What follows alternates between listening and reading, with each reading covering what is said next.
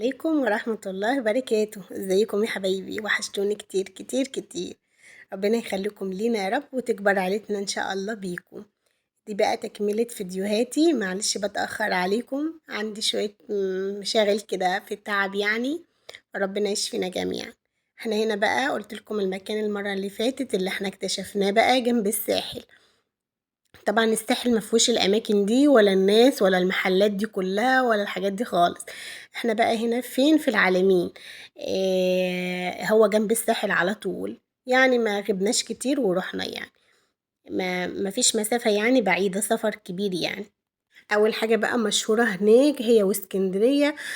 هريسة احمد حسين او حسنين، مش فاكرة قوي الاسم، بس مشهور جدا يعني، تمشي تلاقي اليافطة دي على طول. فبابانا قال لنا بقى انزلوا هاتوها، طعمها جامد والكل بيشكر فيها. قلنا تمام. بس لما نزلنا لقينا ان هو مش هو المحل ده، وهو حاطط اسم كده وخلاص، لان هي ما كانتش شكلها حلو خالص. لما جينا واكلناها يعني، احنا جبنا بيبسي وشوية حاجات للاولاد، وكمان حاجات للفطار، جبنا رومي وكده يعني. وقمنا مشينا. في الوقت ده بقى وقلنا هنروح ناكل بره، يعني احنا مكناش اتغدينا في البيت، وقلنا هنطلع من البحر، نلبس ونخرج نتغدى ونروح العالمين، ناكل فيها بقى أكلة حلوة كده. فاحنا هنا كنا بقى بنستكشف المكان ومبسوطين بقى وفرحانين، لقينا ناس وتعامل بقى. احنا كنا هناك لوحدينا كده، من الساحل للبحر ومن البحر للشاليه وخلاص. فلقينا ناس بقى، قلنا في ناس وبتاع، الناس بتحب الزحمة احنا. فبقينا بقى مبسوطين، وانا كمان عمالة اصور الشارع واصور المحلات. وبابانا بقى كان جايب لنا كباب وكفتة، وقلنا لا مش هناكل في المحل، هنقعد على القهوة دي في الهوا وفي الطراوة ونقعد ناكل. اهو. وكنا لسه بقى بنبدأ نفرش. هنا بقى كنت قاعدة انا ومحمد، وبابانا واحمد راحوا يرجعوا ال الكباب. جايبه لنا كباب فراخ، جايب لنا شيش طاووق يعني، فراخ. فطبعا احنا كنا طالبين كباب اللي هو اللحمة، وهم جابوا لنا شيش طاووق. فقال لك لا انا هروح ارده، انا دافع مبلغ وقدره يعني. فراح بقى يرد، وكنا قاعدين مستنيينه. واكلنا الحمد لله، وقضينا اليوم وقعدنا اتبسطنا بره وسهرنا. وجينا تاني يوم طبعا زي ما انتم شايفين. إيه صبحنا بقى تاني يوم متأخر، فعملت للاولاد سندوتشات كده سريع. وزي ما انتم شايفين طبعا المطبخ متقفل من امبارح، وكمان ما اتغدناش كمان امبارح، فالمطبخ نضيف. هنا بقى شايفين قمت الصبح بقى تبلت الفرخة الحلوة دي ببصل وطماطم، بشرتهم على قد امكانيات الساحل بقى، وفرشت بطاطس من تحت، وحطيت كمان بهارات. اللهم صل على النبي، فراخ وملح وفلفل وفقط. وكان طعمها خرافي، واتشوت وبقت طعمها جميل جدا.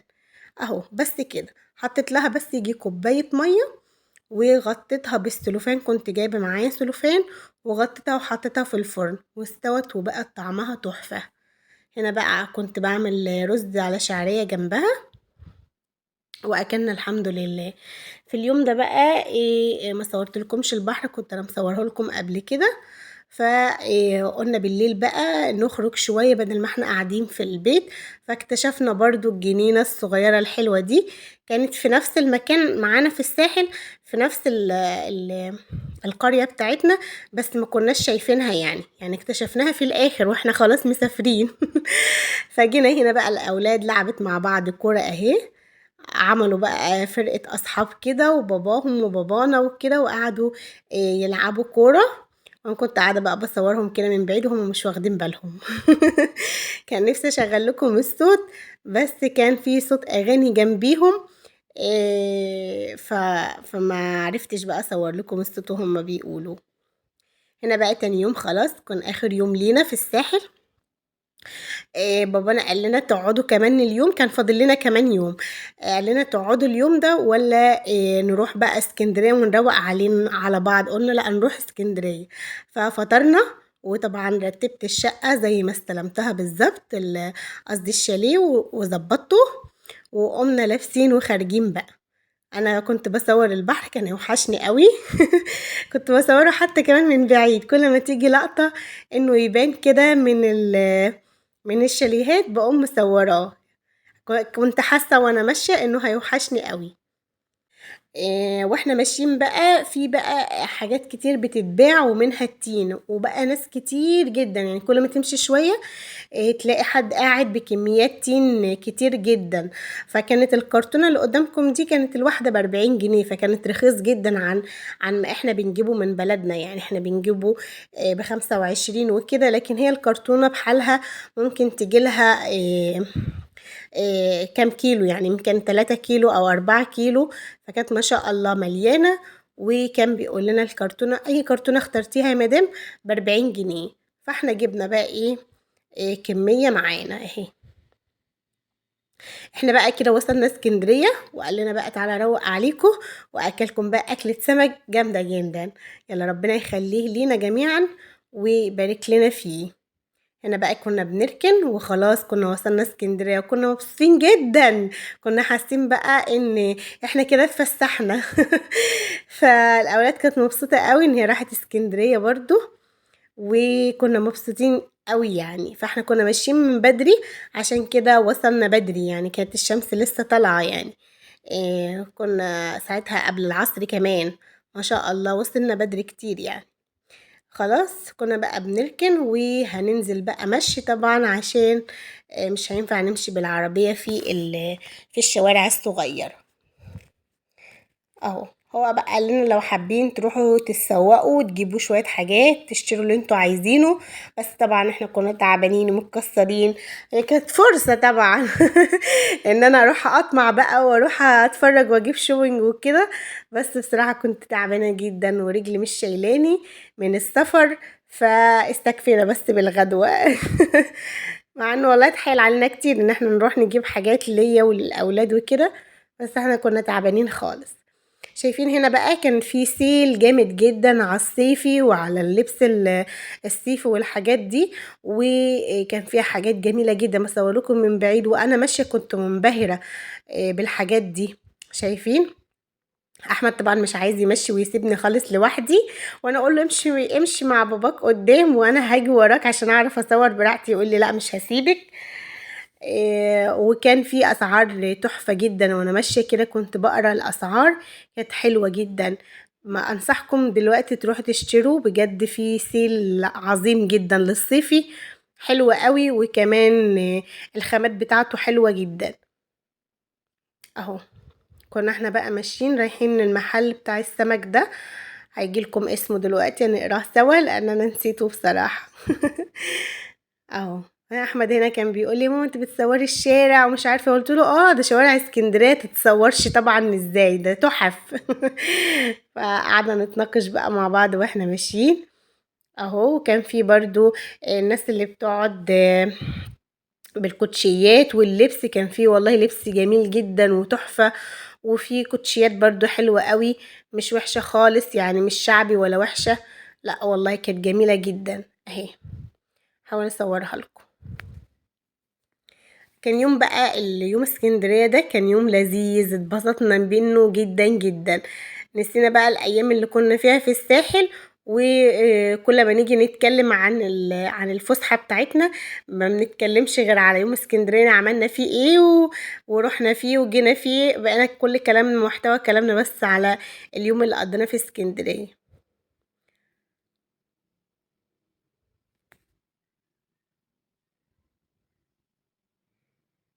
معلش بقى انا مسرعه لكم الفيديو، علشان طبعا كنا بنمشي بالراحه. و كان في ناس بتعدي كتير وانا ما كنتش بصراحه حابه اصورهم يعني، فسرعت الفيديو عشان ما تجيش وشوشهم يعني اهو. اي نعم احنا حاسه كده ان احنا مشينا كتير، بس لا يعني ما مشيناش كتير ولا حاجه، احنا كنا مستمتعين طبعا عشان واحنا ماشيين بنتفرج على الحاجات دي. لبس بقى كتير ورخيص وجميل ونضيف كمان على فكرة، وحلو قوي يعني. وانا كمان بحب اسكندريه قوي، ذوقها في اللبس بصراحه، يعني بحب لبس اسكندريه وذوقهم. اهو اسماك شعبان مشهور في اسكندريه وجامد جدا. كان طبعا على فكره طوابير، ده هو كبير قوي. وطوابير دي مانجا بقى. الراجل عمال يتحايل علينا بقى، يقول لنا خدوها يا مدام واللي انت عايزاه. وكان بيقول لي الكيلو ب40 جنيه. فبعدين قلت له لا دي غالية قوي وكده. فقال لي اللي انت عايزاه. قلت له طب خلاص بابانا بس بيحجز، ولما يطلع يبقى يشوفها ويقول لنا. فكان واقف بقى معانا مستني لما هو يحجز لنا الاكل وكده. وقفنا كتير قوي في الطابور، كان عليه زحمة قوي قوي. بس كان يستاهل، الاكل فعلا فيه حلو جدا. اسمه اسماك شعبان، مشهور هناك في اسكندريه. اول حاجه بينزلوا لكم العيش. بينزلوا العيش على قد كميه اللي انت بتقولوها. وبينزلوا ميه. وكمان بينزلوا بالسلطات. بعدين الاكل بقى بيجي اللي انت طلبتيه. بس بصراحه بيغيبوا قوي، يعني احنا قعدنا كتير برضو مستنيين الاكل. لانه بيعملوه صبح بصبح واول باول. لان احنا اللي بنختار السمك وشكله. وبنوزنه قدامهم، وبعد كده بنقول لهم اعملوا لنا السمك ده. يعني احنا اللي بنختار شكله وبنقول لهم اعملوه بقى. اهو السلطات الاول. والطحينة كل اللي انتوا عايزينه. ودي شوربة عادية خالص، شوربة سمك عادية يعني. والسمك نزل اهو. جبنا بقى جمبري مقلي وجمبري مشوي. وجبنا سمك بوري مشوي اهو. وجبنا كريمالي. وجبنا طاجن تحفة قوي. كان طعمه جامد جدا. طاجن كده مشكل يعني اسماك وكده. احنا هنا في اسكندرية اهو بالليل. طبعا النور مش كويس قوي. لان كنا بالليل. وده المنظر بقى ايه، قعدنا على الكورنيش هنا. قلنا بقى نجيب ايس كريم. بابا بقى راح جاب لنا ايس كريم، وقعدنا اكلنا ايس كريم وقضينا اليوم كده في الطراوه وفي الهوا. وبعدها بقى ايه، روحنا خلاص البيت. كان بابا نشرب كمان كوبايه قهوه عشان يصحصح، عشان نعرف نوصل بالسلامه. وده كان يومي.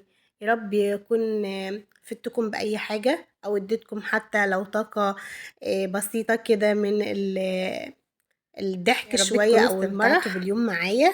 واشوفكم على الف خير يا رب. وربنا يا رب يحقق لكم كل اللي نفسكم فيه. ويريح لكم قلوبكم.